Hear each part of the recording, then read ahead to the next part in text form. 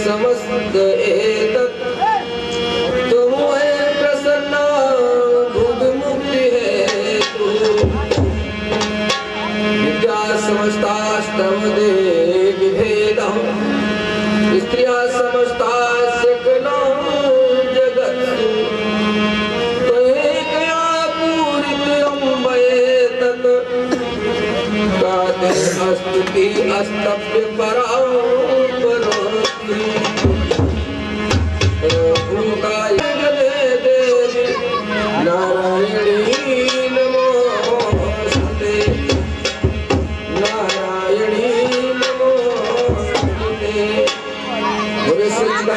भगवान की जय हो, ब्रह्मा भगवती मैया की जय हो, गणेश भगवान की जय हो, शंकर भगवान की जय हो, शंकराचार्य भगवान की जय हो, आनंद कंद कृष्णचंद्र भगवान की जय हो, अपने अपने माता पिता की जय हो, भगवान की जय हो, इष्ट देवताओं की जय हो, कुल देवताओं की जय हो, ग्राम देवताओं की जय हो, स्थान देवताओं की जय हो।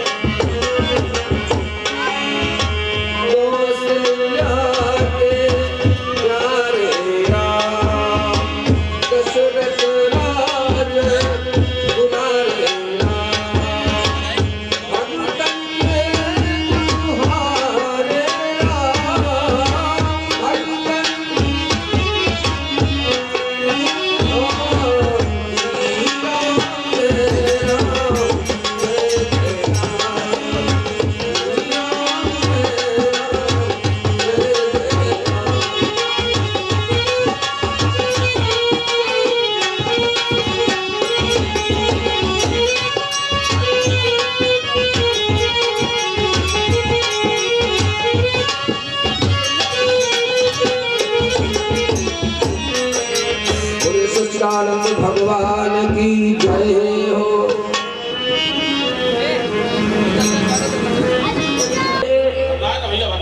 जो कथा हुई थी उसके अनुसार उसके आगे की कथा में प्रसंग में आगे बढ़ते हुए श्री वेदव्यास जी महाराज ने सोचा कि यदि स्त्री से हम संसर्ग करते हैं तो संसार में बहुत बड़ी निंदा होगी, क्योंकि ये काम वासना का जो दौर होता है, काम वासना की जो भावना जब मन में आ जाती है और वह भी अनुचित तरीके से, तो संसार में बड़ी लोक निंदा होती है। जैसा कि गोस्वामी तुलसीदास जी महाराज ने कहा है कि इमी कुपंथ पग देत खगेसा, इमी कुपंथ पग देत खगेसा, इमी कुपंथ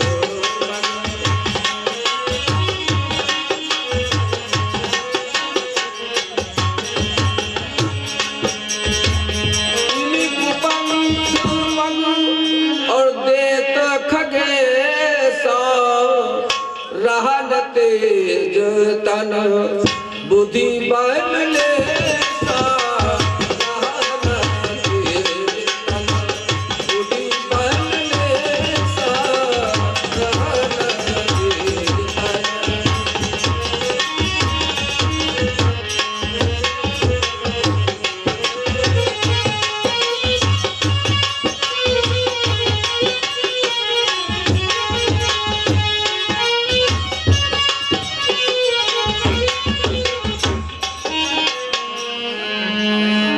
और काम वासना के कारण यदि लोक निंदा हो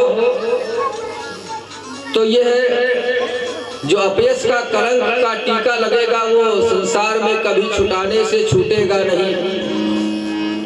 इसलिए घृताची अप्सरा ने सोचा कहीं यदि मुनिवर ने हमारी तरफ आसक्त होकर के देखा तो श्राप न दे दे। इस कारण से वह आकाश की ओर एक सुकी का रूप बना करके आकाश में उड़ गई। लेकिन वेदव्यास जी महाराज उस घृताची अप्सरा के रूप को देख चुके थे, इस कारण से कामासक्त हो गए। और वो जब अरणि मंथन कर रहे थे तो अरणि मंथन करते समय में उन्होंने ध्यान नहीं दिया और कामवासना के कारण उनका वीर्यपात हो गया। जब वीर्यपात हो गया तो उसी वीर के अंश से श्री सुखदेव जी महाराज का जन्म हो गया। बोले भक्त सुखदेव भगवान की जय हो। तो कामवासना मुनि मन जागी, सुखी रूप अप्सरा विराजी।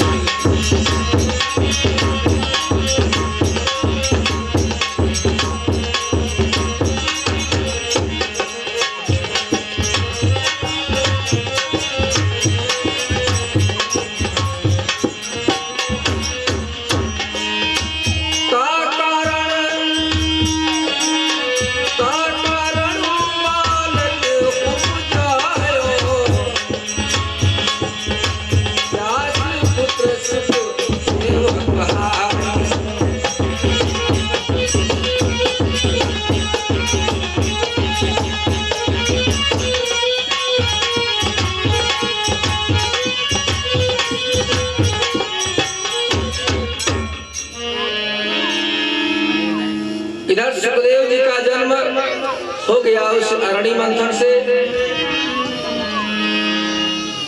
और इधर सुखदेव जी का जैसे जन्म होता है तो आकाश मार्ग से काले मृग की चर्म, दंड और कमंडल पृथ्वी पर आकर के गिरे। श्री सुखदेव जी महाराज ने उन सबको ग्रहण कर लिया। चारों वेद सुखदेव जी महाराज को तुरंत कंठस्थ हो गए और बृहस्पति को गुरु बनाया। और वेदव्यास जी महाराज ने स्वयं अपने पुत्र सुखदेव को परम पवित्र भागवत की कथा सुनाई। इस प्रकार से चार वेदों के ज्ञानी वेदव्यास जी महाराज के द्वारा श्रीमद् भागवत कथा पढ़ाए जाने के कारण भगवान के परम भक्त जब सुखदेव जी महाराज तपस्या करने के लिए चल देते हैं तो वेदव्यास जी महाराज ने कहा, पुत्र बहुत दिनों से कामना थी कि पुत्र की प्राप्ति होगी, विवाह करेगा हमारा पुत्र तो तुम नाम नरक से मेरा तरण हो जाएगा, मुझे मुक्ति मिल जाएगी। इसलिए बेटा पहले विवाह करो, संतान को जन्म दो और तदुपरांत वन को प्रस्थान करना, यही मेरी आपसे इच्छा है। तो सुखदेव जी महाराज ने कहा, पिताजी आप हमको संसार के बंधनों में क्यों बांधना चाहते हैं? क्योंकि संसार बहुत बड़ी विकट वस्तु है और गृह कार्य ना जंजाला किया कारज ना, ना जंजाला किया कारज।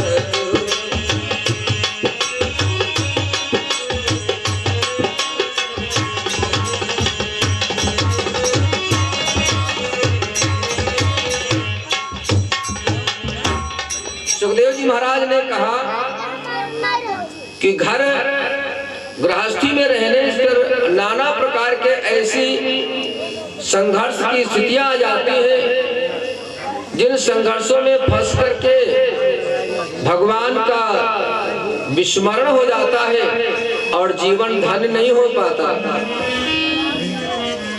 तो व्यास जी ने कहा बेटा तुम नाम नरक से तरण हेतु जब व्यक्ति संतान को जन्म देता है, जब तक वो संतान को जन्म नहीं देता तब तक वो पितृ ऋण से उद्धार नहीं होता उसका। इसलिए बेटा जब तुम संतान को जन्म दोगे और उसका भरण पोषण करोगे तभी जाकर के तुम पितृ ऋण से उर्ण हो पाओगे, इसके पहले नहीं। क्योंकि जितना पालन पोषण और त्याग हमारी माता जी ने किया है उतना ही त्याग जब तक हम अपनी संतानों का नहीं करेंगे, त्याग पालन नहीं करेंगे, तब तक पितृ ऋण से कभी उद्धार होना संभव ही नहीं है।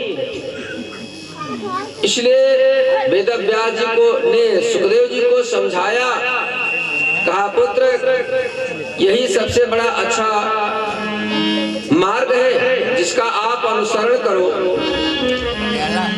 क्योंकि कहा गया है अभिवादनशीलस्य नित्यं वृद्धोपसेविनः चत्वारि तस्य वर्धन्ते आयुर्विद्या यशो बलम्। अभिवादनशीलस्य, जो व्यक्ति अपने से बड़ों को अभिवादन करता है, प्रणाम करता है, अपने वृद्धों की सेवा करता है, उनका कहना मानता है, उनकी आज्ञा का पालन करता है, उसको 4 लाभ प्राप्त होते हैं। प्रथम आयु में वृद्धि होती है, द्वितीय विद्या में वृद्धि होती है और तृतीय यश में वृद्धि होती है और चतुर्थ बल में वृद्धि होती है। इस प्रकार से पुत्र आप जो है मेरा कहना माने और विवाह करके संतान को जन्म दें और पितृ से उर्ण हो जाए, फिर आप वन में जाएं, ये मुझको बहुत अच्छा लगेगा। और कहा बेटा यहाँ से जाकर के तुम महाराज जनक से दीक्षा ग्रहण करो, क्योंकि वह राजा जनक राजा भी है और योगी भी है और गृहस्थ भी है। ऐसा राजा इस पृथ्वी पर अभी तक जन्मा नहीं है। कितने विचित्र सुखदेव जी महाराज, जनमत ही जग दुख निरख और भस्म लपेटे अंग, भाज चले सुख मोह बस लगे व्यास हूँ संग।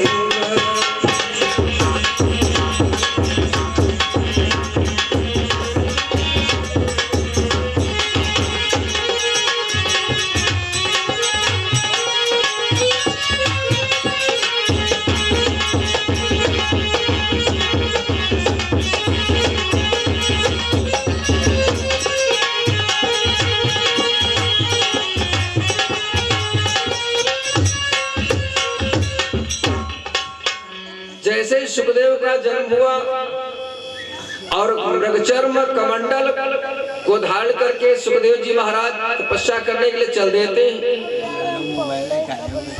शरीर में भस्म लगाए हुए, तो वेद व्यास जी भी अपने पुत्र को मनाते हुए रोकते हुए पीछे पीछे दौड़ने लगे। लेकिन सुखदेव जी आगे बढ़ गए, बहुत दूर तक निकल गए।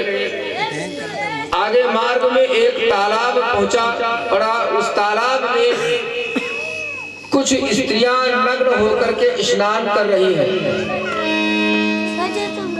और जैसे सुखदेव जी को आते हुए देखा तो सर पर नग्न नहात तिया कीन न सुकहि दुराव व्यास लखत पट धरि सबहि लहो लाज भरि भाव।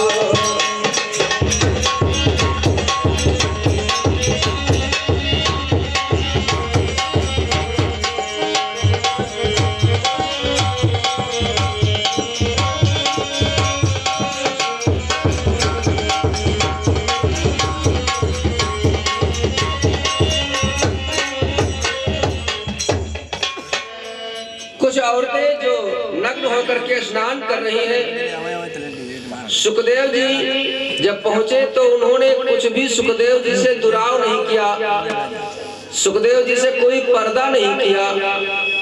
सुखदेव जी निकल गए। पीछे से जब व्यास जी महाराज आगे बढ़े तो उन स्त्रियों ने तुरंत कपड़े उठा करके अपने शरीर पर डाल लिए। बड़ा आश्चर्य हुआ व्यास जी महाराज को। मैं भी एक तपस्वी हूँ और योगी विरागी हूँ, फिर भी इन स्त्रियों ने मुझसे पर्दा क्यों किया? और ये हमारा पुत्र अभी तो जवान है, खूबसूरत है, फिर भी इन स्त्रियों ने इनसे पर्दा क्यों नहीं किया? बड़े आश्चर्य में आ गए वेद व्यास जी महाराज। इसलिए उन स्त्रियों से पूछने लगे कि हे देवियों, मेरे मन में शंका है, इस प्रश्न का उत्तर आप दें। तो वेद व्यास जी कहने लगे, कारण पूछो व्यास मुनि, कहो तुम ही जग भान। और परमहंस सुखदेव के नारी पुरुष समान।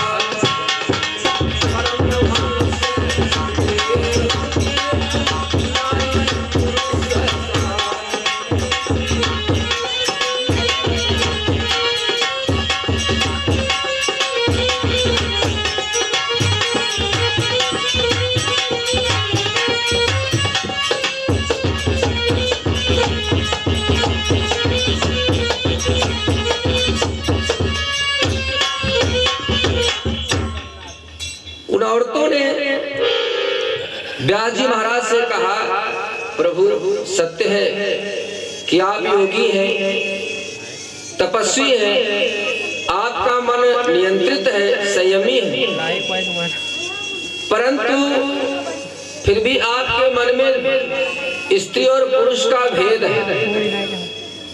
लेकिन सुखदेव जी के मन में स्त्री पुरुष का भेद नहीं है। वो नहीं जानती कि स्त्रियां क्या चीज होती हैं और पुरुष क्या चीज होते हैं।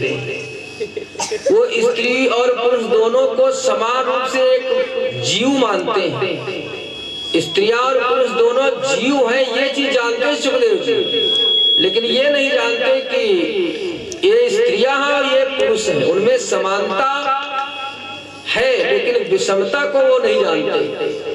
इस कारण से आपका पुत्र सुखदेव महान है आपसे अधिक, और इसी कारण से जो व्यक्ति समानता का भाव धारण करता है उससे भेद करने की कोई भी संभावना नहीं की जा सकती। और जिसमें भेद करने की भावना है उससे तो पर्दा करना ही पड़ता है। तो पर्दा उसी से किया जाता है जिसमें भेद है, जो स्त्री को अन्य रूप से देखता है और पुरुष को अन्य रूप से देखता है। सुखदेव जी महाराज की इस प्रकार की प्रशंसा सुनकर के वेद व्यास जी बहुत प्रसन्न हुए और कहा, वाह, हम पिता हैं और पिता से भी हमारा पुत्र सुखदेव आगे निकला। बड़ी प्रसन्नता प्राप्त हुई सुखदेव व्यास जी महाराज को।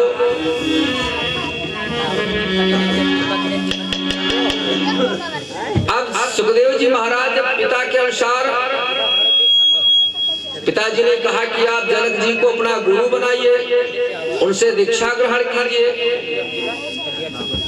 तो व्यास जी सुखदेव जी के मन में 4 प्रश्न पैदा हुए।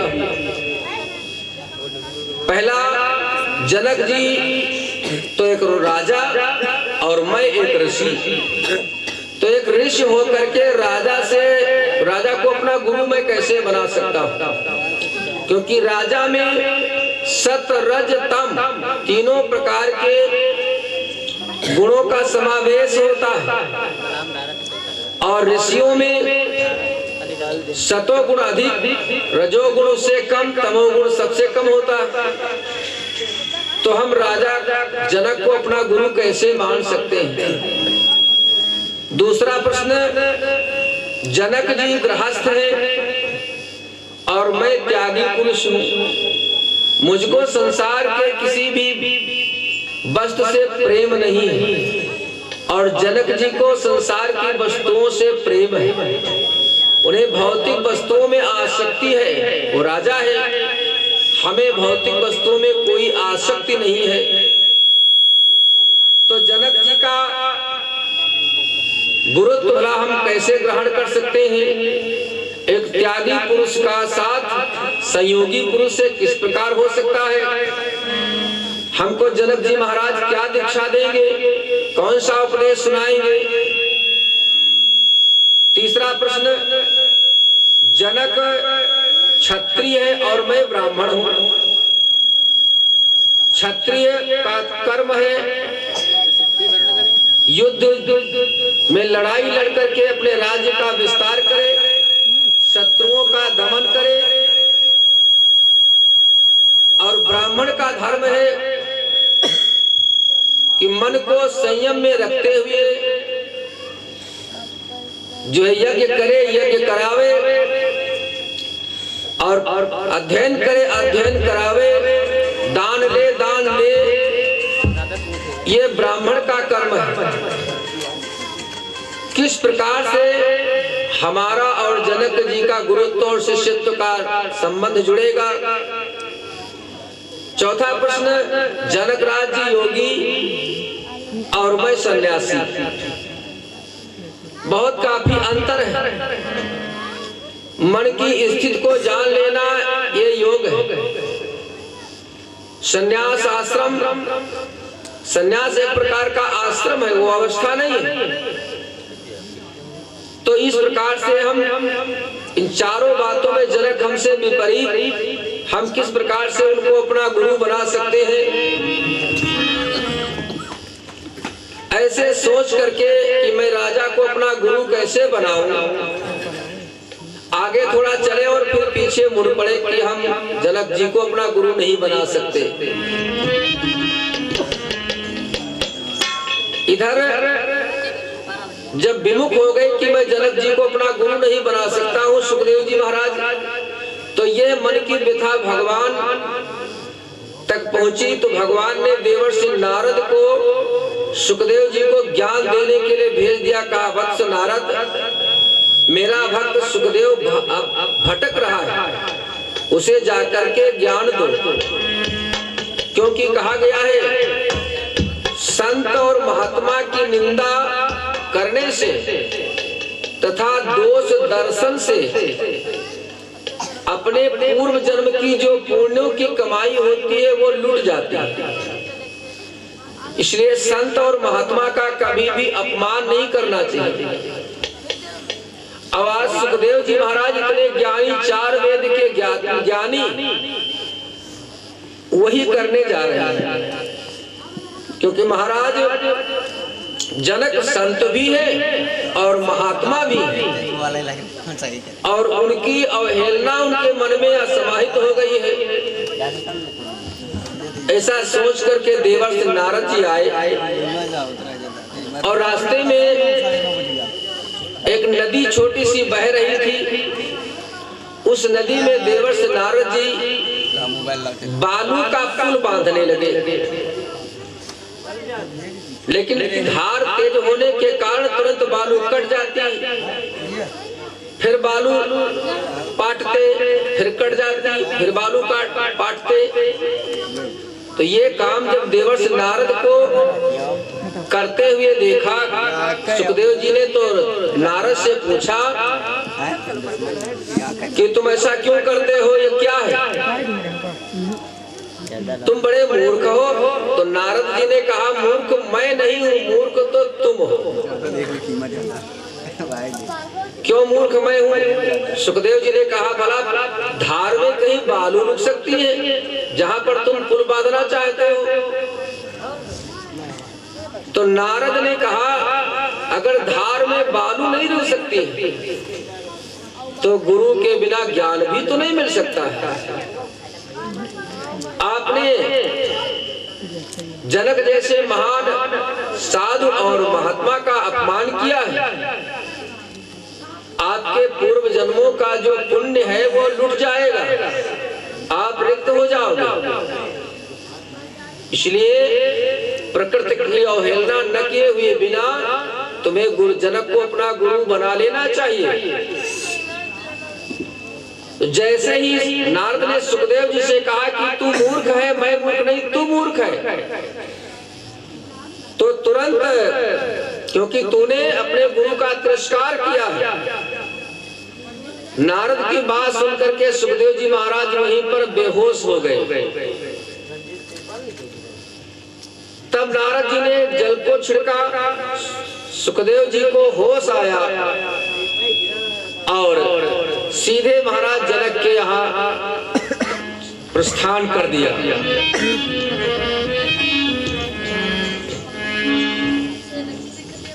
द्वारपाल ने रोका, कहा अपरिचित जिसके कुल के बारे में, शील स्वभाव के बारे में जानकारी नहीं है, उसको हम अंदर जाने नहीं देते, अपने महाराज से मिलने नहीं देते। तो सुखदेव जी महाराज द्वारपाल से बोले बहुत अच्छी बात, एक द्वारपाल का तो यही नियम होना ही चाहिए। तो द्वारपाल ने कहा यदि आप हमारे महाराज से मिलना चाहते हो तो सबसे पहले हमारे 8 प्रश्नों का उत्तर दीजिए। अगर आप उत्तर दे पाएंगे तो जाएंगे मिलने के लिए, अन्यथा नहीं जा पाएंगे। सुखदेव जी से द्वारपाल ने पहला प्रश्न पूछा कि रागी कौन होता है, किसको रागी कहते हैं? तो सुखदेव जी महाराज बोल पड़े रागी उसको कहते हैं जिस व्यक्ति को संसार से प्रेम होता है, उसको रागी कहा जाता है। और जिसको तो और इस कारण से संसार के सभी प्राणी तो रागी ही होते हैं, क्योंकि तन तनय धाम धन धरनी, इन 6 चीजों से ही संसार के लोग प्रेम करते हैं। तन तीय तनय, शरीर से प्रेम करते हैं, स्त्री से प्रेम करते हैं, पुत्र से प्रेम करते हैं, घर से प्रेम करते हैं, धाम धन से प्रेम करते हैं, और पृथ्वी धन धरती से प्रेम करते हैं। और इन्हीं 6 चीजों से प्रेम करने के कारण से संसार के सभी प्राणी रागी कहे करते हैं। और इसका प्रत्यक्ष उदाहरण देखिए महाराज दशरथ के जीवन में आया कि जब भगवान श्री राघवेंद्र सरकार राम वन को जाने लगे, कैकेयी ने वरदान मांगा, कहा वरदान मुझको देना हो तो दीजिए। तो महाराज दशरथ के मन में वैराग पैदा हो गया, फिर राग छूट गया उनका, और इन 6 वस्तुओं का परित्याग उन्होंने तिनके के समान कर दिया। तन तिय तनय और धाम धन धरनी, सत्य संधु कहा तृण शम बरनी।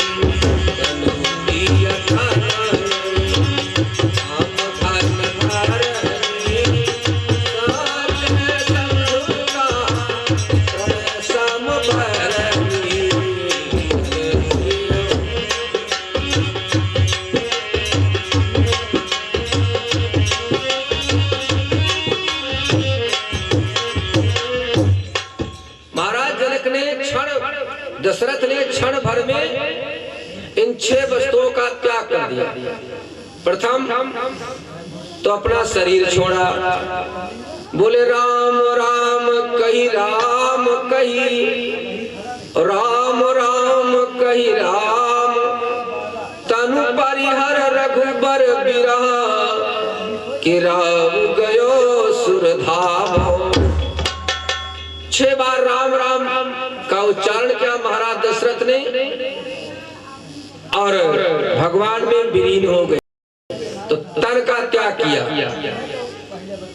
और महाराज दशरथ के 763 रानियां क्षण भर में सबका त्याग कर दिया। कौशल्या, सुमित्रा, कैकेयी, ये 3 पटरानियां और 760 रानियां, तो क्षण भर में इन पत्नियों का त्याग महाराज दशरथ ने कर दिया। और तनय वैराग प्राप्त करने के लिए, वैराग की खरी कसौटी पर सच्चा उतरने के लिए महाराज दशरथ ने राम जैसे पुत्र का परित्याग कर दिया। क्योंकि राम के बिना महाराज दशरथ एक पल भी जीवित नहीं रहना चाहते थे। जैसे प्राचीन काल में उन्होंने वरदान ही मांगा था, फड़ी बिनु मनि जीवी जल बिनु मीरा, फड़ी बिनु मनि जीवी,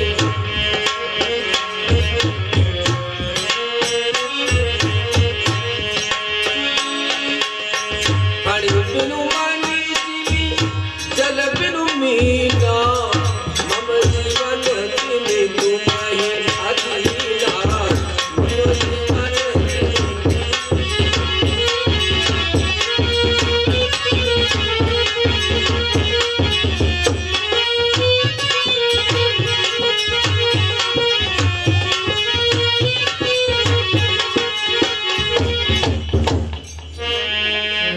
तो आज राम के वियोग में अपने प्राणों को महाराज दशरथ रोक नहीं पाए, तो तन तिय तनय और धाम अयोध्या जैसी सुंदर पुरी का त्याग कर दिया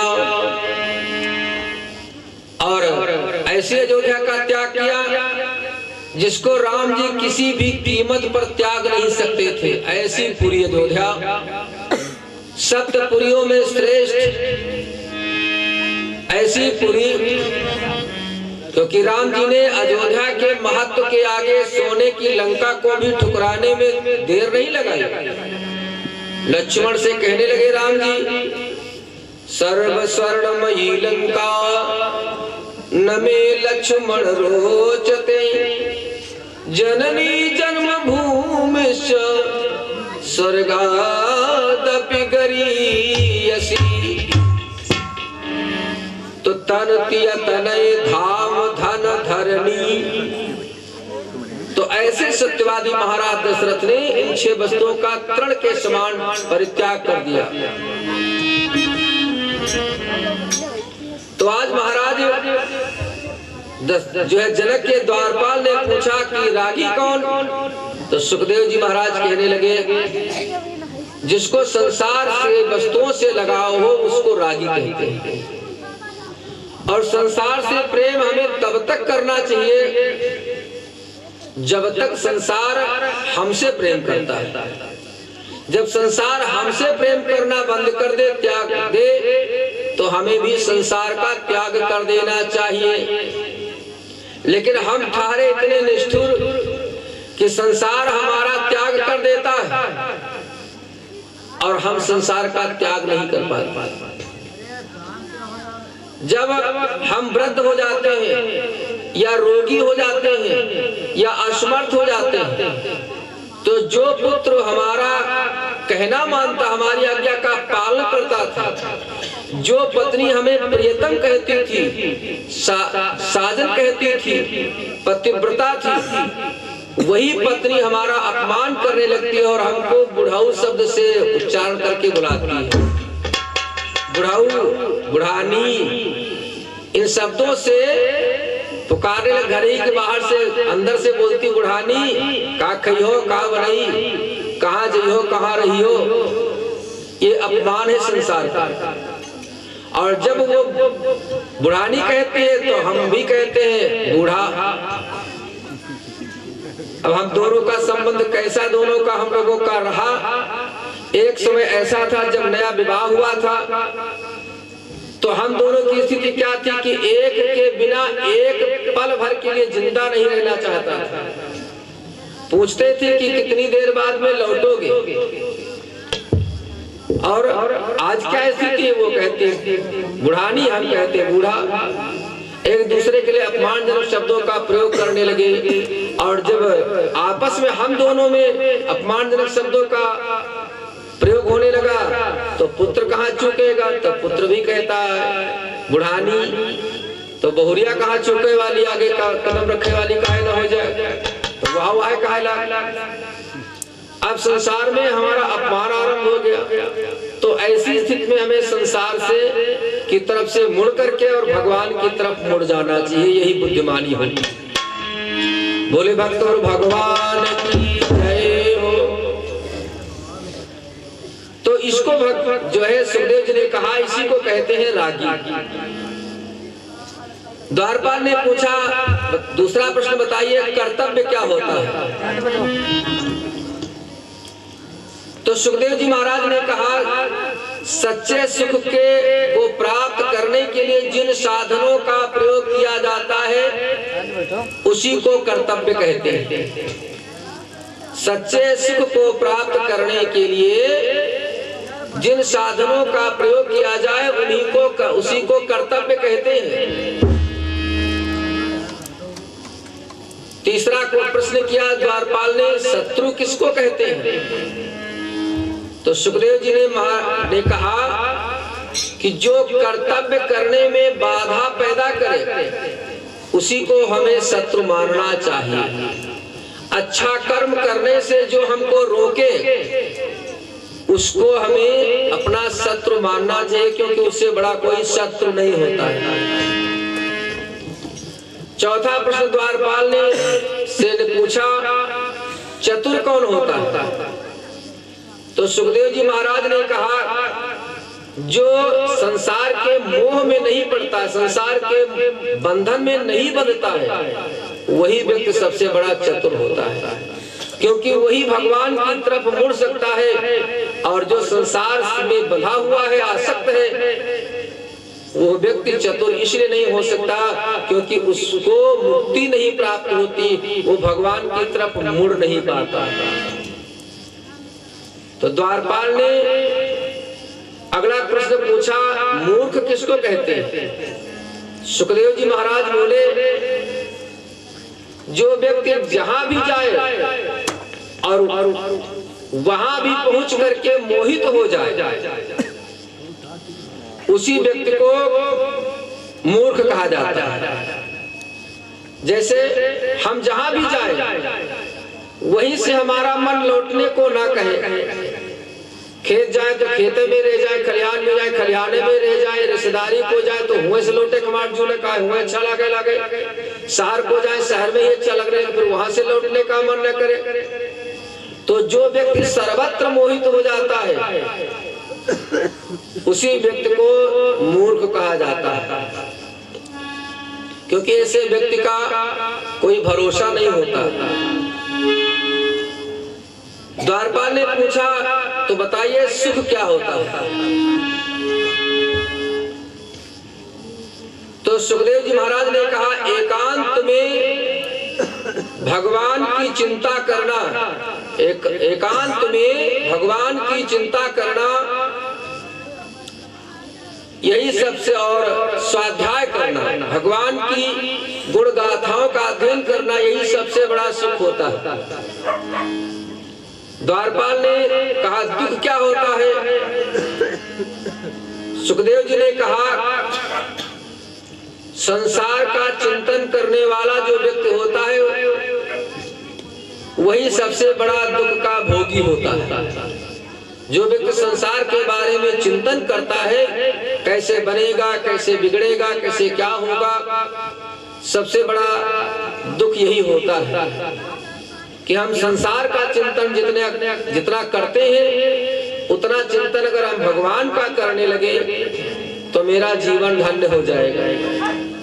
यही तो उपदेश रत्नावली ने जो है तुलसीदास जी महाराज को दिया था कि सांसारिक चिंतन त्याग दीजिए और भगवत चिंतन में लग जाइए। यही चिंतन तो उर्वशी ने महाराज पुरवा को दिया, यही ज्ञान दिया। अस्थि चर्ममय देह में, अस्थि चर्ममय देह में तासो ऐसी प्रीति, और इतनी जो श्री राम महु की होत न तो भव भीति। तो इस प्रकार से पूछा, 8वां क्वेश्चन पूछा द्वारपाल ने कि मित्र किसको कहते हैं? तो सुखदेव जी महाराज बोले कि संतोष ही बैरागी पुरुष का सबसे बड़ा मित्र होता है।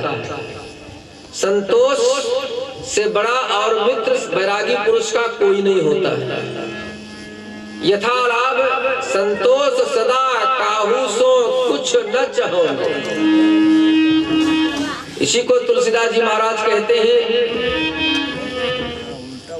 और कबू कहो यही रहानी रहो,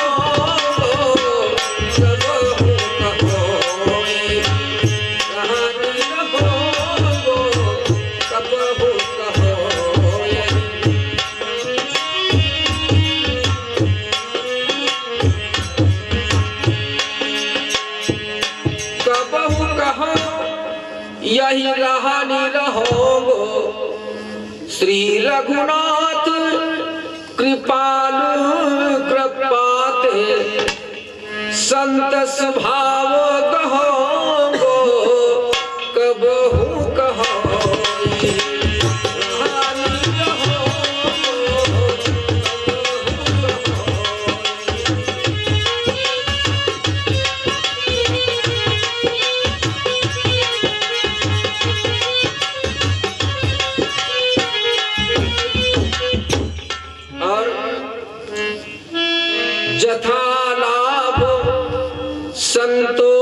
सदा काहू सो कछु न चाहो। यही हमारा धर्म होना चाहिए, यही कर्तव्य होना चाहिए। क्योंकि जथा लाभ, जितना लाभ हो जाए, जितना हानि हो जाए, उसी में हमको संतुष्ट हो जाना चाहिए और किसी से कुछ मांगना नहीं चाहिए। क्योंकि मांगना बहुत खराब वस्तु होती है। रही मन वै नर मर चुके कि जे कहूँ मांग न जाए, और उससे पहले वे मुझे कि जिन मुख निकुसत नाहि। तो पहली बात, जो मांगने जाता है वो व्यक्ति मृत्यु के तुल्य हो जाता, मरा हुआ उसको समझिए। क्योंकि स्वाभिमान से बड़ी वस्तु संसार में कुछ है ही नहीं। और जो मांगता है हाथ फैला करके, उसका स्वाभिमान सबसे पहले नष्ट होता है, तो उसको मरा हुआ समझिए। और एक मरा हुआ आदमी और उसको कोई जिससे मांगे वो देना, तो उससे पहले वो मर गया। कि मरे को उसने मारा, इसलिए वो पहले मर गया। तो गोस्वामी जी महाराज कहते हैं कि जथा लाभ संतोष सदा काहू से कुछ न चाहो। तो इस प्रकार से सुखदेव जी ने 8 प्रश्नों के उत्तर उस द्वारपाल को दिए। द्वारपाल सुखदेव जी के सटीक उत्तर सुनकर के बहुत प्रसन्न हो गया और कहा, अब आप अंदर जा सकते हैं, हम आपको नहीं रोकेंगे। सुखदेव जी महाराज अंदर गए तो सेनापति महोदय आए और सुखदेव जी के ठहरने का बढ़िया अच्छा प्रबंध कर दिया और तमाम सुंदर सुंदर खोड़स वर्षीय सुंदरियों को बुला करके सुखदेव जी की सेवा में लगा दिया कि इन महान पुरुष महात्मा की सेवा में कोई कोर कसर न रखी जाए। और वहां पर स्त्रियां ही रुकी और कोई नहीं था। एक से एक सुंदर रूपवती स्त्रियां सुखदेव जी की सेवा में लग गई, लेकिन सुखदेव जी के मन में कोई विकार नहीं आया। सबके प्रति मातृ भाव, बहन भाव धारण करके सुखदेव जी उन स्त्रियों के बीच में उनकी सेवा स्वीकार करते रहे। महाराज के अपने महल को गए श्री जनक जी महाराज, तो सुखदेव जी महाराज ने जनक से प्रश्न किया, महाराज आप तो राजा हैं और राजा होकर के गृहस्थ भी है, चूंकि आपके संतान भी है और संसार के लोग आपको योगी भी बताते हैं, तो ये तीनों चीजें आप में कैसे आ गई? क्योंकि जो राजा हो सकता है वो योगी नहीं हो सकता, योगी हो सकता है सो गृहस्थ नहीं हो सकता, लेकिन तीनों चीजें आप में विद्यमान हैं। हमारे पिताजी ने आपके पास में हमें भेजा है, ये सब तीनों चीजें कैसे संभव है?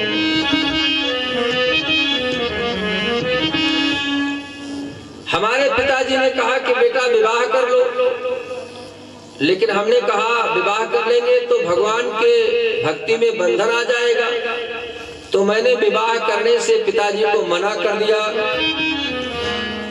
और जब हमने मना किया तो पिताजी ने कहा कि तुम जाकर के जनक जी को अपना गुरु बना लो, इसलिए मैं आपके पास में आया हूँ।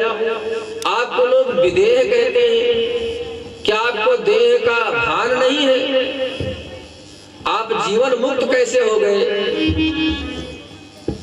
तो महाराज जनक कहने लगे, पुत्र सुखदेव, हम अकंटक राज्य करते हैं, राज्य हमारे लिए कोई बोझ की वस्तु नहीं है। हम अनायास ही हल्के भाव में राज्य को अपने सिर पर धारण किए हैं और माया के बंधन से हम परे हैं। इसलिए अब आप क्या चाहते हो? तो सुखदेव जी महाराज ने कहा, मैं भी माया से परे रह करके संसार के बंधनों से मुक्त रहना चाहता हूँ। मुझे आप बताने की कृपा करें कि मैं संसार के बंधनों से कैसे मुक्त हो सकता हूँ। तो जनक जी महाराज कहने लगे सुखदेव जी से, दशराज, संसार के बंधनों से मुक्त होना आसान नहीं है, और इन्हीं बंधनों से मुक्त होने के लिए हमारे ऋषियों ने 4 प्रकार के आश्रमों का प्रावधान किया है। पहला तो ब्रह्मचर्य आश्रम, 1 से 25 वर्ष की अवस्था तक ब्रह्मचर्य आश्रम का पालन करे और गुरुकुल में जाकर के विद्या अध्ययन करे, समस्त प्रकार की विद्याओं को सीखे और उसके उपरांत और अपनी इंद्रियों को अपने बस में रखे, और उसके उपरांत वो घर आए, तब पिताजी उसका विवाह करें और उसे गृहस्थ बनना चाहिए।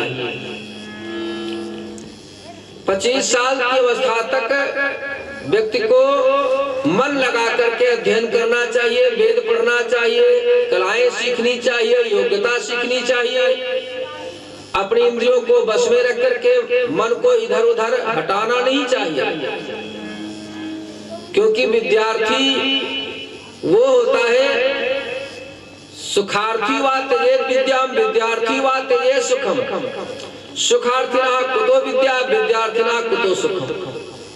जो सुख चाहता है उसे विद्या त्याग देनी चाहिए, और जो विद्या चाहता है उसको सुख त्याग देना चाहिए। क्योंकि विद्या पढ़ने के लिए तो दुख ही भोगना पड़ेगा। कितना भी जाड़ा हो, सुबह स्नान करना ही करना विद्यार्थी को पड़ेगा। कितना भी जाड़ा हो, विद्यालय को तो जाना ही जाना पड़ेगा। कितना भी जाड़ा हो, लेकिन प्रातः काल उठ करके उसको पढ़ना ही पड़ेगा। तो इस कारण से विद्यार्थी को दुख ही दुख होता है। फिर गुरु के सानिध्य में सब काम नियंत्रण में रह करके करना पड़ता है। अब जब वो लौट करके ब्रह्मचर्य आश्रम से आए तब उसको गृहस्थ बनना चाहिए, और जब गृहस्थ बन जाए, विवाह कर ले, तब उसको संतान को जन्म देना चाहिए। एक बार एक शिष्य अपने गुरु से पढ़ करके आया, वो राजा का पुत्र राजकुमार। राजा ने सोचा कि हमारा पुत्र अब जवान हो गया है और इसका विवाह कर दूंगा और इसको युवराज के पद पर अभिषेक करता हूं। कहा, बेटा अब तुम राजा युवराज बन जाओगे, जाओ अपने गुरुजी से दीक्षा ले आओ, उसके उपरांत आइए, हम तुम्हारा राज्याभिषेक कर देंगे। तो राजकुमार अपने गुरुजी के पास में गया, कहा, गुरुदेव हमारे पिताजी ने दीक्षा लेने के लिए आपसे भेजा है। तो गुरुजी ने कहा, बहुत अच्छी बात। तो शिष्य के शरीर के कपड़े निकलवा करके इतने बेत मारे उसको कि पूरा शरीर सब लहू लुहान हो गया, काला काला शरीर सब चिथड़ा चिथड़ा उधड़ गया, इतना मारा बेतों से। अब दीक्षा लेकर के लौट आया, बस यही उसकी दीक्षा होगी, लौट आया। राजा ने देखा अपने पुत्र की दशा, पूरे शरीर में सब काले काले सब बेते के निशान पड़े, आग बबूला हो गया राजा। यही दीक्षा जो है इन्होंने गुर्जर ने इनको दिया है। हम कहा राज तिलक करने जा रहे थे, कहा ऐसी समस्या पैदा कर दी है, कैसा गुरु कसाई है क्या? और क्रोध में पागल राजा ने तुरंत गुरुदेव को बुलाया, कहा आपको सीधे हम फांसी पर चढ़ा देंगे। गुरुदेव ने कहा, बहुत जो है आनंद पूर्वक फांसी पर चढ़ा दीजिए, लेकिन बात तो हमारी सुन लीजिए। कहा, हमने इसलिए इसको बेत मारे क्योंकि अभी तक ये राजकुमार था और दुख नाम की चीज इसको पता तो थी नहीं। आज ये राजा बन जाएगा तो राजा बनने पर फिर ये प्रजा के दुख को जानेगा कैसे?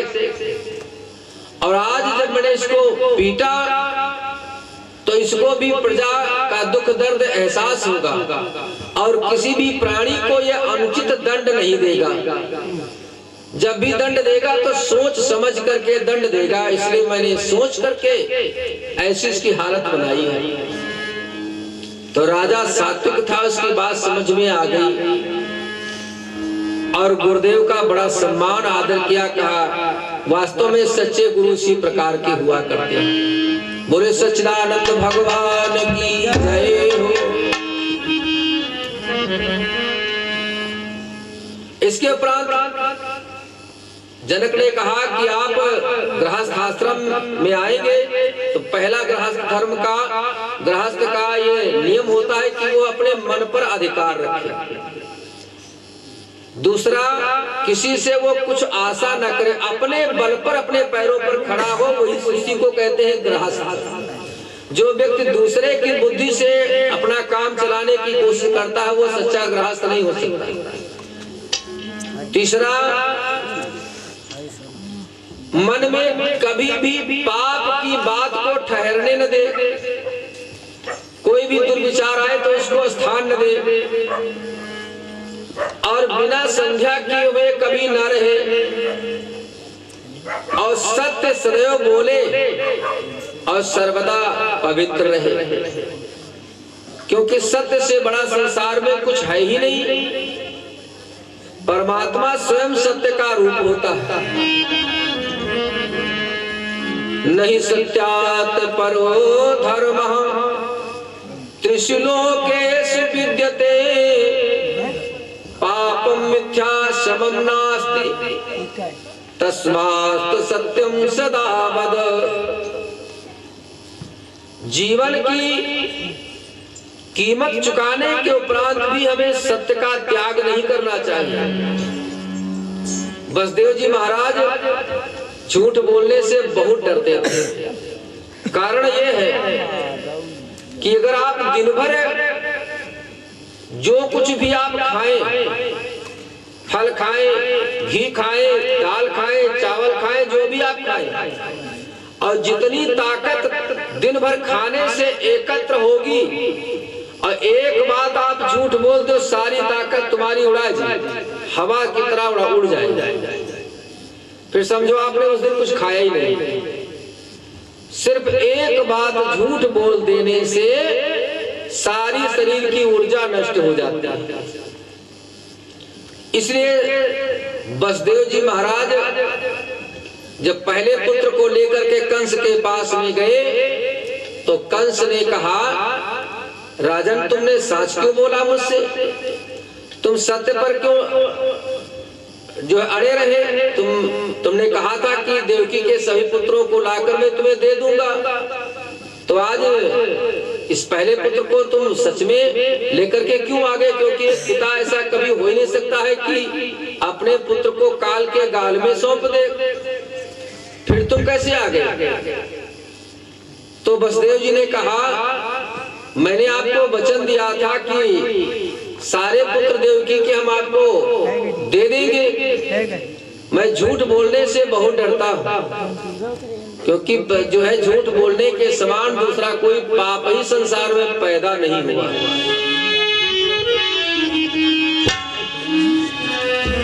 इसी को गोस्वामी जी महाराज कहते हैं, नहीं असत्य सम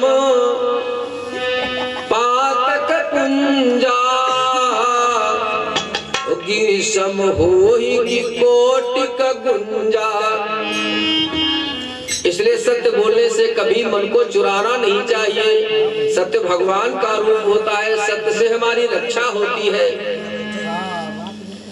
एक बार द्रोणाचार्य जी ने कौरव और पांडवों को पाठ पढ़ाया कि बेटा सदैव सत्य बोलना चाहिए। ये पाठ सब लोग राजकुमार कल सुनाओगे। तो उस पाठ को 100 भाई कौरवों ने रट लिया। सदा सत्य बोलना चाहिए, सदा सत्य बोलना चाहिए, याद हो गया सबको। अगले दिन गुरुदेव द्रोणाचार्य ने सुना, कहा बेटा पाठ सुनाओ कल वाला। सब खड़े हो गए राजकुमार। गुरुदेव आपने पाठ पढ़ाया था, सदा सत्य बोलना चाहिए। सब खड़े हो गए, एक एक करके बोलते गए, सदा सत्य बोलना चाहिए, सदा सत्य बोलना चाहिए। गुरुदेव बहुत खुश है, वहां सब लोगों ने पाठ याद कर लिया। युधिष्ठिर से पूछा, बेटा तुम सुनाओ। तो युधिष्ठिर बोले, गुरुदेव अभी पूरा पाठ याद नहीं हुआ, आधा याद हुआ। द्रोणाचार्य को क्रोध आ गया, अरे इतने सब बच्चों ने सुना दिया और ये एक मूर्ख बैठा हुआ कहता आधा याद हुआ, आधा नहीं याद हुआ। कैसा क्रोध आ गया, उठाया छड़ी, युधिष्ठिर को बहुत पीटा। तुम मंद बुद्धि हो, तुम पढ़ नहीं पाओगे। लेकिन युधिष्ठिर मार खाते रहे, कोई मन में दुख का भाव नहीं आया। कहा कल अगर नहीं सुनाओगे तो तुमको पढ़ाना बंद कर देंगे, तुमको निकाल देंगे। युधिष्ठिर ने कहा, गुरुदेव पूरी कोशिश करेंगे कि कल पूरा पाठ याद हो जाए। अगला दिन आया, कहा बेटा युधिष्ठिर पाठ याद हो गया? कहा गुरुदेव आज पूरा याद है। तो बोले तुम पूरा पाठ एक दिन में क्यों नहीं सुना पाए? तो कहा गुरुदेव याद कैसे होता? क्योंकि मैं प्रैक्टिस कर रहा था, रट नहीं रहा था, प्रैक्टिस कर रहा था। हमने सोचा इस चीज को अपने जीवन में हम उतार ले तो कितनी अच्छी बात होगी। तो मैंने बड़ी कोशिश की, तो आधा दिन हम साच बोले कल। इसलिए हमने कहा था कि आधा याद हुआ, आधा रह गया। और आधा दिन आज हमने कोशिश करके साच बोला, तो हमारा आधा दिन कल का आधा आज का पूरा दिन हो गया। इसलिए हमको पाठ याद हो गया गुरुदेव, अब हम इस पाठ को कभी भूलेंगे नहीं। द्रोणाचार्य जी महाराज गदगद हो गए और कहा बेटा तुमने तो हमारी भी आंखें खोल दी। इस लक्ष्य पर तो हम भी नहीं पहुंचे थे कि पाठ कैसे याद होता है। हमने तो यही कहा था सिर्फ सत्य बोलना चाहिए, पाठ सुनाना सबको। लेकिन तुमने उसको अपने जीवन में उतार लिया, अपनी क्रिया में उतार लिया। बेटा तुम धन्य हो, और संसार में मैं आपका गुरु आशीर्वाद देता हूँ कि बेटा तुम्हारा नाम संसार भर में अमर हो जाएगा। सत्यवादी महाराज युधिष्ठिर अमर हो गए संसार में, और पाठ याद करने वाले जितने कौरव थे सबके सब विनाश को प्राप्त हो गए। किसी का कोई नाम लेने वाला संसार में नहीं है। बोले भक्त और भगवान की जय हो। इसलिए नहीं है सत्य समपातक पुंजा, गिरि सम हो ही की कोटि पुंजा।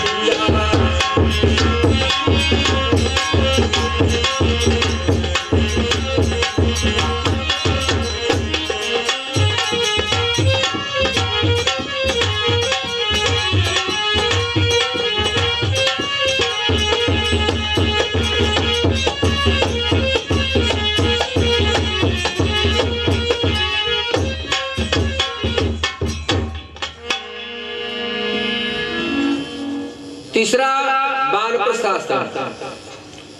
जब गृहस्थ आश्रम में पुत्र अपने पैरों पर खड़े होने के लायक हो जाए, तब पिता को 50 वर्ष की अवस्था में पुत्रों को अधिकार देकर के और घर का त्याग कर देना चाहिए और वानप्रस्थ आश्रम में प्रवेश करना चाहिए।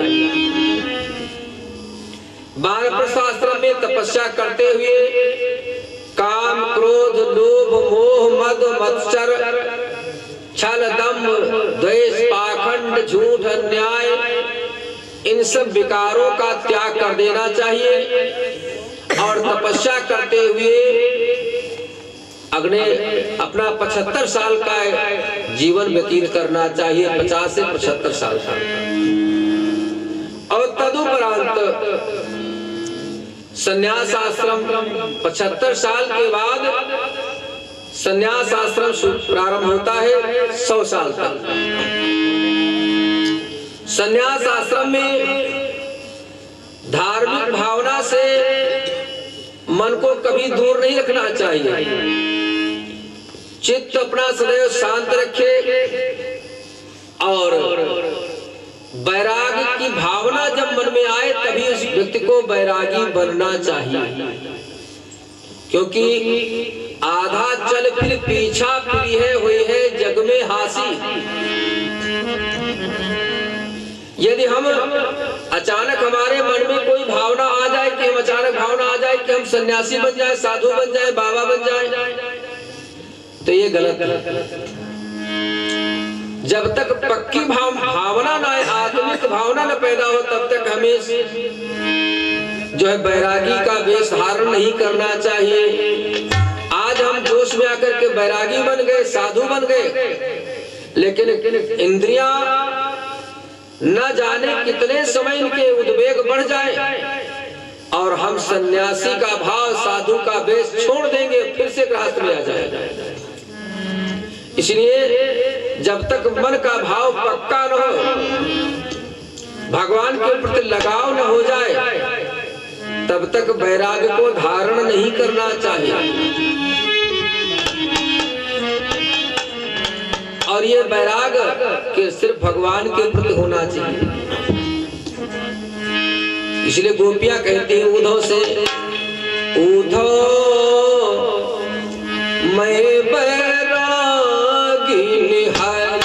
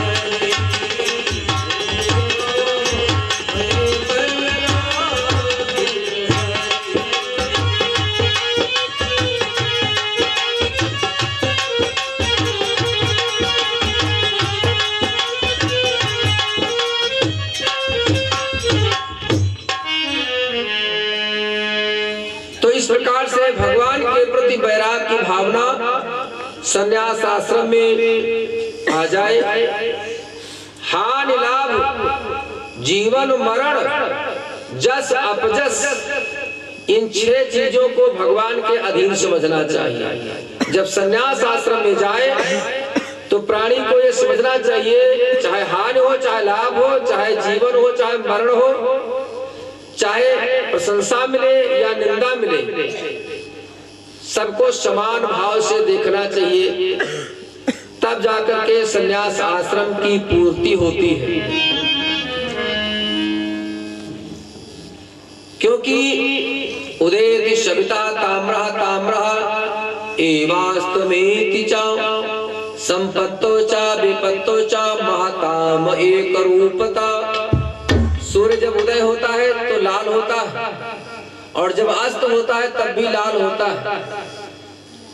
उदय होना जन्म का प्रतीक, अस्त होना मृत्यु का प्रतीक, लेकिन सूर्य में कोई विकार नहीं होता। जितना अरुणाई उदय के समय में, उतने अरुणाई अस्त के समय में। तो महान पुरुष जो होते हैं वो हानि लाभ जीवन मरण जस अपजस में दोनों भावों में समान रहते हैं। उनमें ऐसा नहीं है कि हानि हो जाए तो रोने लगे और लाभ हो जाए तो हंसने लगे। न लाभ में उनके हंसी आती है तो हानि में रुलाई नहीं आएगी। यश में अगर मन प्रसन्न नहीं होगा तो अपयश में उदासीनता नहीं आएगी।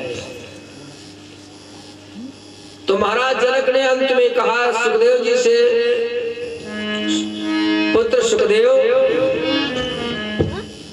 इंद्रियों को जीत पाना बहुत असंभव कार्य है, आसानी से नहीं जीता जा सकता। इसलिए इन 4 आश्रमों की व्यवस्था की गई है।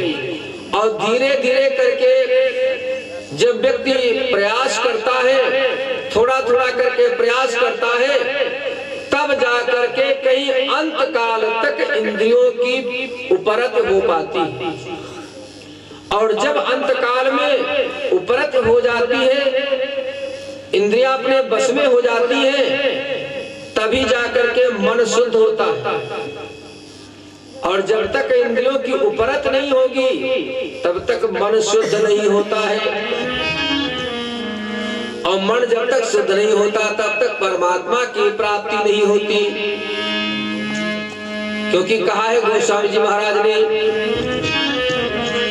निर्मल मन जन सो मोहि पावा।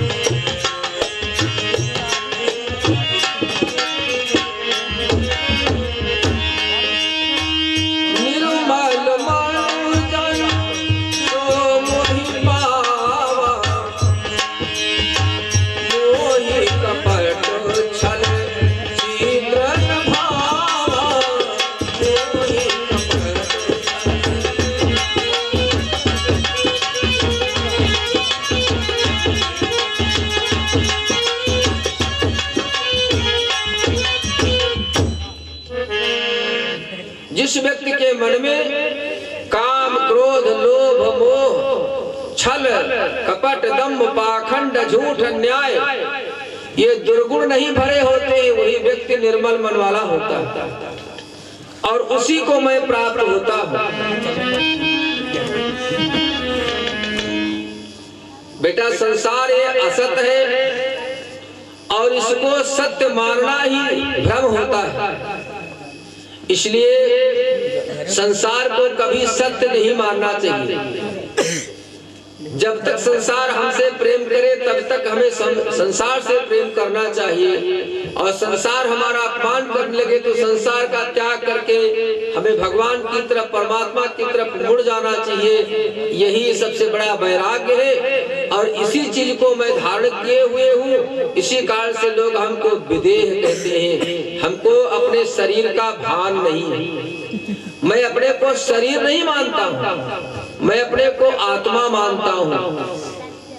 अगर आप हमसे पूछें कि आप कौन है तो मैं ये नहीं कहूंगा कि मैं जनक हूँ, मैं ये नहीं कहूंगा, मैं कहूंगा कि मैं आत्मा हूं या मैं विदेह हूं, क्योंकि हमारे शरीर तो है ही नहीं, क्योंकि आत्मा के कोई शरीर नहीं होता है, आत्मा अशरीरणी होती है। ईश्वर अंश जीव अविनाशी चेतन अमल सहज सुख राशि, ये 6 गुण दिव्य आत्मा के होते हैं और यही 6 गुण हमारे में पाए जाते हैं। इसी कारण से मैं योगी भी हूँ, इसी कारण से मैं राजा भी हूँ और इसी कारण से मैं गृहस्थ भी हूँ। और इसी नियम का पालन तुम भी करोगे तो विवाह करने के उपरांत भक्त में बंधन की व्याप्ति नहीं होगी, विवाह भी कर लोगे और पितृण से उन्न भी हो जाओगे और बंधित भी नहीं रहोगे, भगवान के भजन में बाधा भी नहीं पैदा होगी।